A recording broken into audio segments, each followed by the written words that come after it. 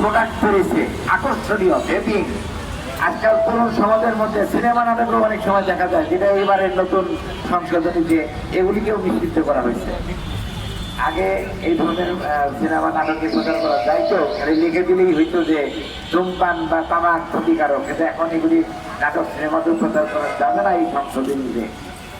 তো যাই হোক, আমরা তরুণদের উদ্দেশ্যে বলবো যে তামাক জাতীয় যে কোনো পণ্য, বিড়ি, সিগারেট, হুক্কা, জর্দা, সাদা পাতা, গোল, খৈনি, নর্সি, ভেপিং, নিকোটিন, ই সিগারেট, কোনোটারই কোনো কার্যকারিতা, কোনো উপকারিতা খুঁজে পাওয়া যাবে না মানুষের শরীরের উপর, মানুষের দেহের উপর, সমাজের উপর, আমাদের অর্থনীতির উপর কোনো ক্ষতিকর, কোনো ভালো প্রভাব পাওয়া যাবে না, শুধু ক্ষতিকর প্রভাব ছাড়া। কাজে আমাদেরকে সচেতন হতে হবে।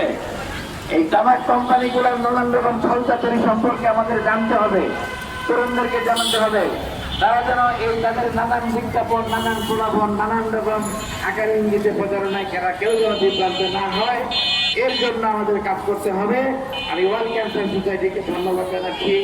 আসলে ঈদের ছুটির মধ্যে পড়ে গেছে আজকের দিনটি। কিছু সংগঠন ঈদের কয়েকদিন আগে কিছু প্রোগ্রাম করেছে।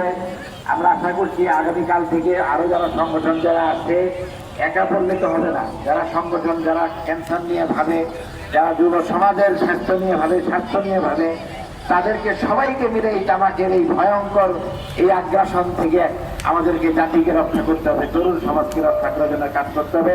আমি আশা করব আগামীতে সরকার এই আইনের সংশোধনটা পুরোপুরিভাবে বাস্তবায়ন করবে এবং তারপরে জন্য যে প্রয়োজনীয় বিধিমালার সংস্কার করবে এবং কঠোরভাবে তা প্রয়োগের উদ্যোগ নেবে।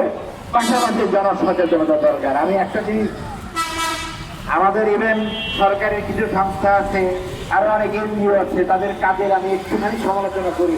তারা শুধুমাত্র এই সেমিনার সিম্পোজিয়ামের মধ্যেই আছে, তারা আইনের প্রয়োগের কথা বলে, তারা অর্থনৈতিক থেকে